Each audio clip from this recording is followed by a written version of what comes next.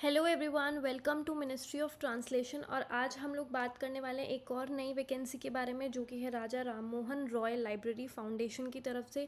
ये basically situated है कोलकाता में, और इसमें आपको जॉब भी इसी में करने का मौका मिलेगा और आपकी लोकेशन कोलकाता ही रहने वाली है। तो हम लोग शुरू करते हैं। तो ये नोटिफिकेशन 30 अगस्त को आया है और इसमें हिंदी ट्रांसलेटर की पोस्ट है। पे लेवल आपका लेवल 6 रहने वाला है, ठीक है। लेवल 6 की ये जॉब है। इसमें एक ही वैकेंसी है जो कि जनरल कैटेगरी की है, अदर कैटेगरीज़ की वैकेंसी नहीं है, बट यू कैन अप्लाई। तो एक वैकेंसी है यूआर में। एज लिमिट यहाँ पे सबसे इम्पॉर्टेंट चीज़ है। तो अगर आपकी एज 18 टू 27 ईयर्स है, यानी कि 18 से 27 साल, तो आप इसमें अप्लाई करने के लिए एलिजिबल हैं। और भी कुछ चीज़ें ज़रूरी है जो कि इसमें बताई गई है कि अगर आपकी एज लिमिट क्या होनी चाहिए, जो इस एप्लीकेशन की लास्ट क्लोजिंग डेट है, ठीक है, तो तभी तक का आपके पास क्राइटेरिया है। The crucial date of determining the age limit shall be the closing date for receipt of applications from candidates in India, ठीक है। आपकी वो एज कंप्लीट हो जानी चाहिए, आप एलिजिबल होने चाहिए जब इस फॉर्म की लास्ट डेट हो, ठीक है। वहाँ से आपकी एज कैलकुलेट की जाएगी। उसके अलावा जो ग्रुप बी के जो एम्प्लॉयज़ है, गवर्नमेंट सर्वेंट्स हैं, उनके लिए 5 साल का इसमें रिलैक्सेशंस है एज़ पर द ऑर्डर। और क्वालिफिकेशन एंड एक्सपीरियंस की बात करें तो एसेंशियल यहाँ पर क्या रहने वाला है, तो master degree of a recognise university in Hindi English with English Hindi as a main subject at degree level, यानी कि जो आपकी हमारे रहती है ना CHT में, वही की वही आपकी इसमें क्वालिफिकेशन रहने वाली है। मैं फिर से एक बार रीड कर देती हूँ, आप लोग भी अच्छे से रीड आउट कर लीजिएगा।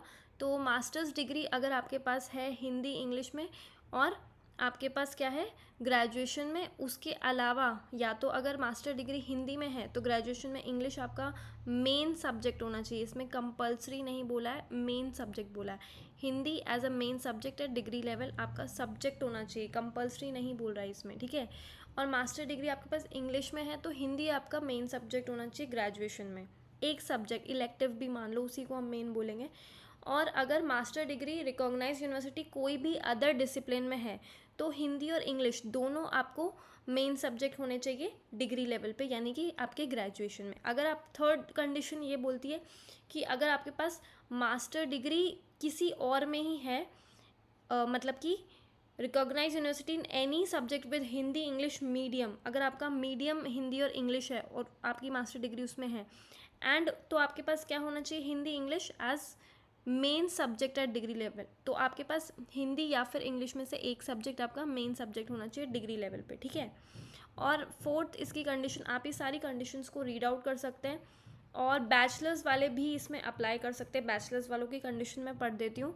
Bachelors degree with Hindi and English as main subject, graduation आपने हिंदी एंड इंग्लिश आपने मेन सब्जेक्ट में करी है, या फिर either of two medium of examination and other in Hindi English में से एक तो आपका क्या था मीडियम ऑफ एग्जामिनेशन था, और दूसरा वाला क्या था आपका and other as main subject plus recognised diploma certificate course in translation.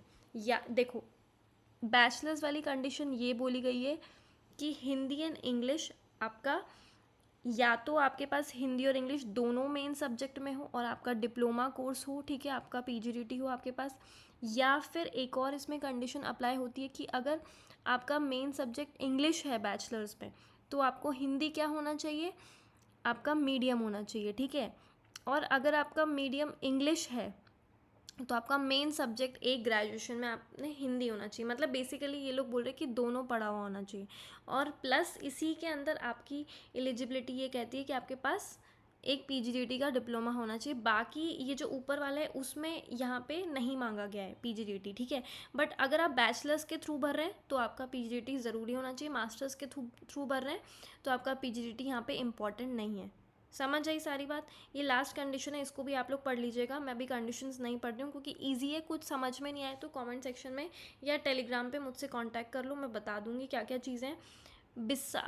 Base जो इसमें बेसिक पे है, इसके अलावा ये बोल रहा है कि आपको सारे अलाउंसेस दिए जाएंगे as per the central government. और एप्लीकेशन इन द प्रिस्क्राइब्ड, आपको क्या करना है, अब इसमें कोई ऑनलाइन एप्लीकेशन ये लोग नहीं मांग रहे, आपको सेल्फ अटेस्टेड करके सारी कॉपीज़ और टेस्टिमोनियल्स आपको जमा करने हैं। एनेक्सेक्शन 1 में जो भी लिखा है आपको जमा करना है, ये पर्टिकुलर एड्रेस इन्होंने अपना डाला हुआ है, यहाँ पे आपको ये सब सबमिट करना है। आप लोग भिजवाएंगे सेल्फ अटेस्टेड करके अपने सारे डॉक्यूमेंट्स वगैरह, विद इन 45 डेज़ आपको ये सबमिट करने हैं सारे। उसके बाद अगर आपने किया तो आप लोग को इनएलिजिबल घोषित कर दिया जाएगा। और ये इसके आने वाली लाइन में ये लिखा हुआ है कि अगर आपने लास्ट डेट के बाद दी तो नहीं कंसिडर आपकी एप्लीकेशन को किया जाएगा, ठीक है। और अगर ज़्यादा ही एप्लीकेंट्स आ गए हैं तो फिर ये जो ऑर्गेनाइजेशन है ये कुछ भी कदम उठा सकता है, restrict the number of candidates to a reasonable limit, ठीक है, ऐसा कर सकता है ये। और काफ़ी मिसकंडक्ट के बारे में तो हर जगह होता ही है कि मिसकंडक्ट करोगे तो आपको डिस्क्वालीफाई कर दिया जाएगा, ठीक है। Persons already in service must submit the applications through proper channel, ठीक है।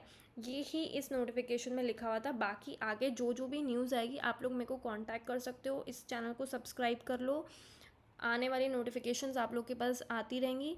और चैनल सब्सक्राइब कर लो, मेरे को कमेंट कर दो, या जो जो भी आपकी क्वेरीज है, डाउट्स है, वो सब आप भेज सकते हैं मेरे को। Okay, thank you, bye bye.